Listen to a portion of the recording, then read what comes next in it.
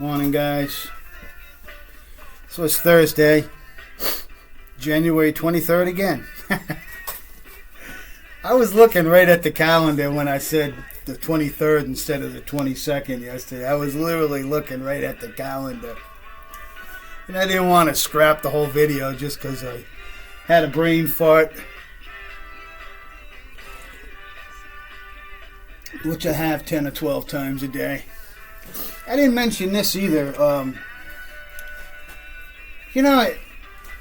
I was watching Chad, and he brought out his stain, and it said Golden Oak. And I remembered, that's what I used in my house. It wasn't maple. The golden maple was for a job where I did some floors out in South Tiverton for a guy in a cottage.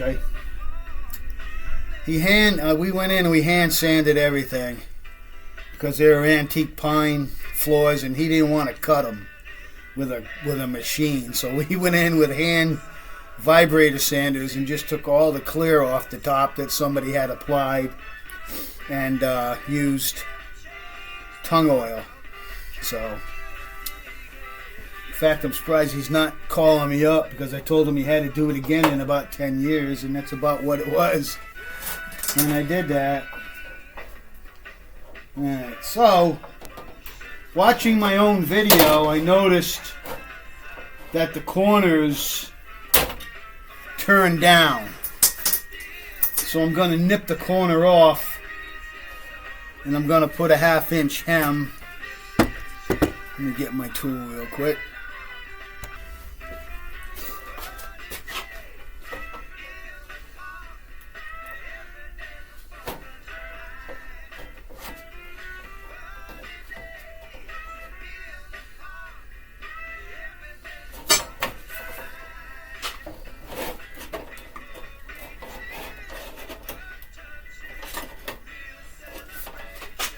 Put the first coat of paint on, and I think it's close to a butterscotch. The last thing I did yesterday before I went in the house was put a coat of paint on this. So now that corner is cut, because when it's on, it's tilted like this, so that'll kind of make it flat. I know it's hard to see, but when it's installed, you'll see it. So what I'm going to do is mark this side now with the same piece that I cut off from the other side. I'm sure you should have it like this, to be exact. Like that. Let's get that line. Okay. Nippers.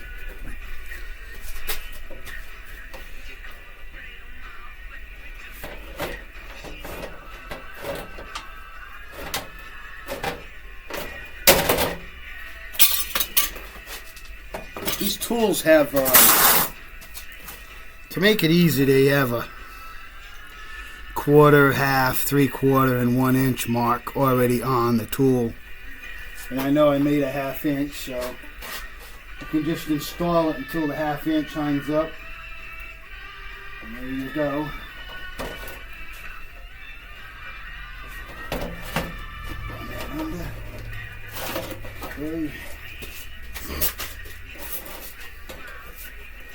So I'm going to put another coat of paint on this, basically, and let it dry. I got the tent set up outside so that I could do it out there. Then, I think I'm going to I got to set up a table at least 6 feet long where I can set these couches up and do some staining. And what I'm thinking about doing is clearing this area up enough so that I can get that table in and work in here to do the staining and the assembly. I don't need to be out when I'm cutting wood, I like to be outside to, control the dust. But for doing staining, I can work in here. It's just a matter of setting me up something 6 feet long where I can assemble the couch and stain the areas. It doesn't all need to be stained. Just the areas where you're going to see it, obviously. But I'd like to assemble the 6-foot sections also, and then countersink the screws. Put in some dowels to fill over the holes, sand those down. So that's why I got to do that before I stain. Let's go out and give this thing some paint. Almost forgot. Cheers.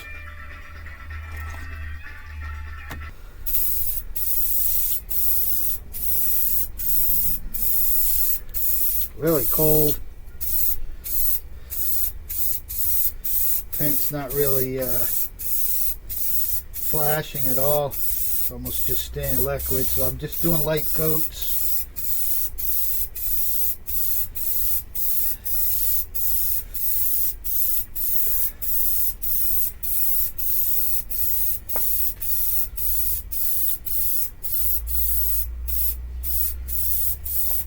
I'm working backwards away from the light because I can see better. If you're wondering why I'm doing it the way I'm doing it, it's just the light I have is there, so I'm working backwards away from the light.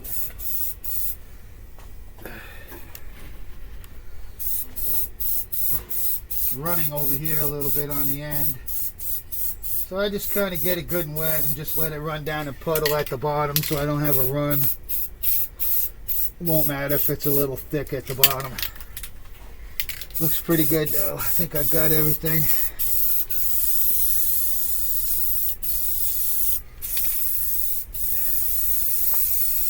Alright, we'll let that just dry. Whew. That can is cold on my hand, man. Alright, so you've seen the extent of my work today. I'm going back in the house. From Rusty, Rhode Island, guys. Gonna go in and spend the day with lovely Connie. Talk to you later.